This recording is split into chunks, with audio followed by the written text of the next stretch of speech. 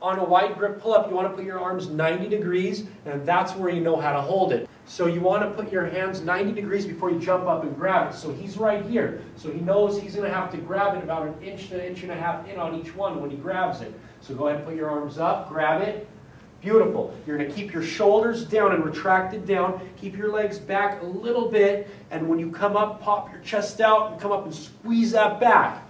Keep your wrists straight. Here we go. Beautiful. He's breathing in on the way down, blowing out on the way up, squeezing that back.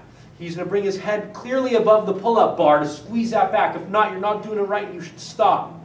And you should go to a different exercise, such as the cable pull-downs. But if you're advanced, you can do this. You want to keep your elbows lined up with your back, so you don't want them up here or back here. Watch when he comes up. Perfect. It's lined up with his back. Beautiful. Breathe in on the way down, blow out on the way up.